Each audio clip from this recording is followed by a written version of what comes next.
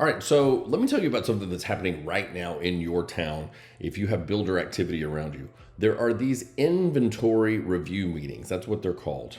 And what it amounts to is the builders have to decide where to price everything at the year's end because it's going to affect all of the buyers in January. They sort of see how they've done and then they make decisions about whether they should move the prices up or down. Now, they're never going to call these things let's raise prices meetings, but effectively that's what they are. And that's what they're going to be this spring because they've had a really good fall so far.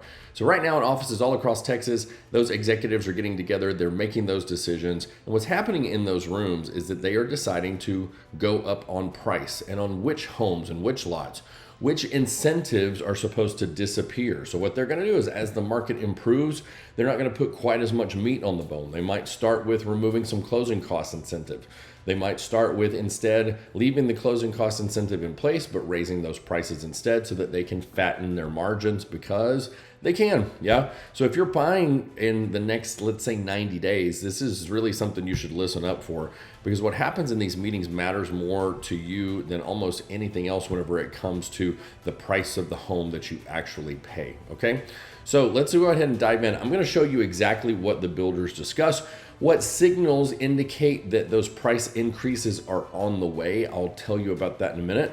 But right now, and I really want you to focus on how to position yourself before those changes hit. So before we dive in, if you want help navigating the builder pricing, the timing in Texas, there's a link in the description so that you can talk to me and my team. You know, we specialize in helping first-time home buyers get ahead of these games that they play. Take advantage of the special programs and make sure that you come out on top whenever you do purchase a home, even if it's from a builder. So keep watching this because this information is going to help you regardless of who you work with, however. So let's go ahead and dive into the first part, which is what actually happens in these builder inventory meetings. So let me take you inside one of these meetings. This is not hypothetical. This is based on what I've learned. I've been a real estate broker in Texas for 23 years, and I've got lots and lots of relationships with people who've sat in these rooms. So they're looking at data in these rooms. So the first thing they're going to do is they're going to pull the numbers. How many homes did we sell versus how many did we project? How quickly did we sell those? How many spec homes did we get rid of? And how many days did it take us to get rid of each one of those? What were our margins there? How many lots remain in each phase? What were those days on market? What's our competitor doing, by the way? If they're going to go up on price, that's a really good indicator that we should probably go up on price too, yes? And then, of course, traffic patterns at model homes. So if you ever notice the cameras at model homes, it's not just for security. It's actually to track, hey, what is it that you come in, take a look at, and kind of how do you behave there? Now, this data is going to tell them whether they have a demand problem, a pricing problem, or an opportunity to go ahead and raise prices or reduce some of those incentives. The questions that are being asked in those meetings are, all right, can we raise the base price 5 to 15K in this phase without killing traffic? If we nudge it up here, are we going to shoot ourselves in the foot and we won't sell any more homes there? Or is it safe and we can go ahead and increase that margin? You know, what spec homes need aggressive incentives to move before Q1's reporting? So where are those spec homes that are just sitting? Where are the canceled homes that are just sitting? What do we need to, put on fire sale so that we can get that thing off of our books? Are we leaving money on the table with our current pricing? What's our competitor doing in the same area, the same little submarket? And the decisions that get made in those rooms are about which communities get price increases and when, which incentives continue, which of them expire, which of them get replaced, and which inventory homes get special attention. That could be price cuts, or it could be like premium holds as well.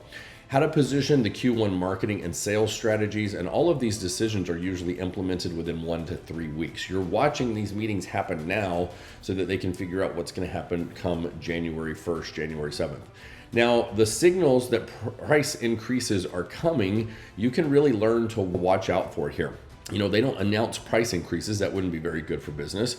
But there are signals everywhere. Only X number of lots left in this phase. When we start to emphasize scarcity, then they're usually preparing to release the next phase at higher prices. If we scored when we released phase 1 of blah blah acre subdivision, then we're probably going to test the waters to see in phase 2, can we make it a little bit nicer? Can we create a little bit more of a premium pricing strategy over there? The translation is you should probably buy now at the current pricing because they're usually preparing to release those next phases at much higher prices. It's just going to cost more. Now, signal number 2 is sudden urgency on existing incentives. So if there's a sales rep who's been rather casual so far, suddenly gets kind of pushy about locking in the current incentives, you know that something is coming. And sometimes they're being very helpful in that way. You know, they know that the incentive budget is about to shift. They know that if you don't go under contract now, when you come back next weekend, it's going to be a different set of incentives that aren't going to be so great. I've been caught in that situation, I don't know how many times. And you have to determine, hey, is this person just trying to sell me? Or are they just trying to hit a goal for the weekend? Or are they trying to tell me, hey, dude, you should do this right now. Otherwise, you are going to end up paying more. Now, signal number 3 is that new marketing materials appear. We'll even see them rename the same floor plan. I ran into that the other day. Isn't that great? They rename it, and guess what that came with? A price increase on the base model. Of course, yes. So when you Google the old floor plan name, when you Google the new floor plan name, you won't see the old floor plan that was priced, 20 grand lower. Now, you'll see that they freshen their marketing, they freshen their websites, and that usually comes with some price increases. You can take that one to the bank. Signal number 4 is reduced flexibility in negotiations. So when we see a new price increase, maybe you've been haggling on upgrades or different concessions, and suddenly the builder comes back and says, hey, this is firm, I can't do anything here. That's often because they know that the demand is strong enough to hold the price, or because corporate just tightened what the sales teams can approve. So you just hit a brick wall where maybe last week it would have been more flexible. Signal number 5 is that traffic at the model homes is increasing. If you're someone who's going to model homes quite often and you notice, 2 months ago there was nobody there, and then this month there's cars on both sides of the corner and people waiting for an appointment, that's a really good indicator that they're probably doing well and that the prices are going to go up. You'll watch also the competitor activity, which is the competing builders in the area. If they raise prices, we're going to follow. If I'm builder B and builder A raised prices the other day, then I'm probably going to raise mine within the next month or two at the outside. Now, let's go into how the builders actually set these prices. So we'll take you a little bit behind the scenes. Most builders think that most buyers rather, think that builder pricing is based purely on construction costs. Hey, it costs this much for the materials, it costs this much for the labor, and then they put that, whatever profit premium on top of it, right? You build the house, you add your profit margin, and that's how we get to it. Sometimes that's true, sometimes it's not. That's maybe 40% of the equation. You also have to think about a few things like land position and phase strategy. So the builders and developers, they buy land in these large parcels. Then they map out phases. The early phases are often priced lower to build momentum, get some sales, and establish that community. And then what happens is that as the later phases are added, they usually do carry higher prices because the community's proven, it's desirable, and people are more likely to jump into a community that's already halfway sold. Demand is our biggest factor here. Based on how fast homes are selling, and this is really important right now. So where we sit right now is in December of 2025, and here's what I'll tell you. Last year, in 2024, the builders were feeling very confident about 2025. They felt like it was going to be a good year, and so they started a lot of homes. We had a really good first couple of months, January and February 2025, really encouraging. And then what happened, if you remember, is that there were all these budget cuts and the tariffs and the layoffs and all of those things that happened in Washington. Well, here's what I watched in March, April, May. I watched buyers go back into their turtle shell. So what happened is that a lot of builder deals canceled. A lot of people pulled themselves out of the market. They never went under contract. And so in the spring and summer, we ended up with a lot of inventory homes sitting around. So the builders, in response to that, slowed down their starts. So they didn't put as many new spec homes up. They slowed down construction. So here we are in December, and I was just talking to my agents, and basically we are looking at several communities where we're selling, the next available home is in March or April. They just poured the slab on the next available home. The inventory is sold. So hopefully that means that the builders are going to start ramping up at a higher speed. But it takes a while to build a house. It takes a while to get the subcontractors. And so you kind of have to know, they have to turn that rudder. It's a big ship to turn that rudder on, and so it takes a little while. So FYI, we could see a little bit of an inventory pinch in some communities in January, February, March of 2026. Now, what's the competitive positioning? Every builder is going to watch what the nearby builders charge, and they position relative to the competition. So, you've noticed that there's kind of a hierarchy of builders where it's like this guy's way up here because of the quality of his of their build, and then this guy's kind of more the starter package. Well, brand X comes and sort of slots themselves in this position. They're in the middle, and so what they're going to do is they're going to watch what is the premium guy doing, what is the entry level guy doing, and position themselves alongside them. So if both of those guys go up on price, it's a natural move for them to go up as well. And then of course, corporate's leaning on them to maintain some margins. So if a community's profit margin falls below a certain threshold, obviously they're going to hear about it. So they have to raise prices, they have to cut incentives. It's not personal, it's just the spreadsheet math, as I like to call it. Now, the inventory carrying cost is real. So when there is quite a bit of spec home inventory on the market, what you'll see is that you see like some real good discounting on that. And it's because the builder is paying every day for interest, taxes, insurance, cleaning, utilities, all kinds of carrying costs. They have a daily cost, and they sort of want that monkey off of their back, right? And so when you go to like bargain hunt for the best possible deal on a home, if that's the most important thing to you versus getting it exactly how you want, then usually the best play is to go for that inventory home. Maybe somebody canceled that deal. They were set to close and then lost their job, or they broke up or something like that. And so now there's this unit that the builder can't get rid of that might have some modifications that aren't exactly standard, and you can clean clocks on those deals. You can get such good deals on those types of properties because the builder has carrying costs, wants them off the books now. Now, what January typically brings is it typically brings a new list of base prices. So in the builder world, January is reset season. It's a chance to get it all right again after whatever went wrong last year, yeah? So what you'll see is refreshed incentive programs, new base prices, and maybe if the market is a little healthier, that refreshed incentive program is actually skinnier, leaving more buyers paying more money at the closing table. There are also new sales targets that's going to determine, basically every action downstream from wherever that sales target is set. In January, they're building the pipeline. By late January, they're really pushing to close. So the urgency ramps up as that month progresses. And then of course you see our phase releases where the builders will time those new phase releases for the first quarter. New lots, new floor plans, or new names on old floor plans, new pricing. If you were waiting on a specific lot that wasn't available yet, January and February is likely when it will hit the market at whatever new premium price they have decided. Okay, there's also changes to rate and finance options as well. You might see that builder preferred lender programs change with the calendar year, and so they will refresh then. And it also is a little bit based on what's going on in the rate markets, which often do change this time of year. I'll give you an example. Here we sit in mid-December, and the Fed just cut interest rates again.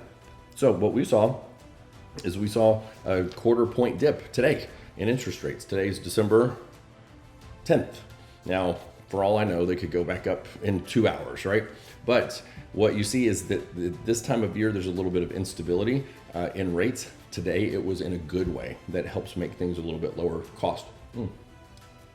So how do you position yourself before these price changes hit? How do you sort of, if you've ever tried to catch a wave on a surfboard, how do you time that wave so that you don't like crash into it, but rather ride it, right? So what you're going to do is you're going to time this perfectly. Please take some notes here because this is going to help you. Or come back, rewind, come check this out again. If you're planning to buy new construction, your timing really does matter. So what you'd want to do right now is you'd want to get pre-approved. Now, don't wait until you find exactly the right house to talk to a lender. That is completely backwards, and you're going to end up losing that house because frankly, you don't have your stuff together, right? So instead, you'd get your ducks in a row. There's usually one or two things that you're going to need to work on, to be honest with you, unless you're completely A paper, no debt, no credit issues ever, there's probably something that we would want to tweak, and we'd want a little bit of runway to tweak that, right? You may find that somebody has incorrect information on your credit accounts, and that's going to take you a little while to prove that, hey, I didn't buy that Range Rover, or whatever the thing is. And so don't let that be a last minute thing. Go ahead and get pre-approved now, and that will help you to know what you qualify for beyond the builder financing as well. So builders push their preferred lenders, and it's usually a really good deal because they've got some back-end deal with this affiliated lender, and it's going to be potentially a lower interest rate, potentially a lot of closing costs, but you really do have to question that because it's not always true. And so sometimes you'll even find that they're willing to pay closing costs at a different lender if you don't want to use theirs. It all depends on the situation. So you want to lock in the current pricing if you are at all ready. This is a great time to go ahead and take action before all of those new base prices, those new floor plan names, those new fancy finishes and reasons to charge you more money have hit the paperwork. So if you are ready to rock and roll, lock in that current pricing, then don't wait around hoping for better weather because it's probably not going to come. And in fact, it's more likely that you would be disappointed with what rolls out next year based on the early things that we're seeing now. I think this spring is going to be a banger. I think it's going to be much more active than some of our the last couple of years. Last year in 2025, the market tried to lift off, and because of the things that went on in Washington, it just did not. This year, I think you're really going to see a lot of activity. Plus, they're in those pockets that we were talking about earlier. There's not a lot of homes to sell. Okay, you got to understand that builder situation. Is the community new? Are they building momentum? Are those prices likely to go up? Is it mature with lots of inventory? Are they almost sold out? Where exactly are we? And then make sure that you're asking directly. So something that you see most buyers not take advantage of is just ask. You'd be shocked at what some of these sales reps will tell you. They sit in the model all day long and talk. And I think, some of them are pretty extroverted salespeople. And I think some of them just sort of forget where the lines are, and they will tell you things that they probably were not supposed to tell you. Like, hey, are there any pricing changes coming for Q1? They might not tell you exactly dollars and cents, but they would give you, hey, we just had a meeting, here's what it's going to be. And it's usually pretty accurate. All right, so part 6, the incentive game and how this sort of morphs. The different incentive categories. We've got closing cost incentive, mortgage rate buy downs, upgrade packages, design center credits. There's lots of different ways that the builder can throw money at you to help you get into to help you say yes to a deal with them. So the different categories can include, those upgrades, which are like discounted or free flooring upgrades, better appliances, added little features, nice to haves. They can pay all of your closing costs or some of the closing costs. They can buy your interest rate down really low as well. They can give you some money to spend at the design center, which is where you go pick out finishes at certain builders and make some custom selections.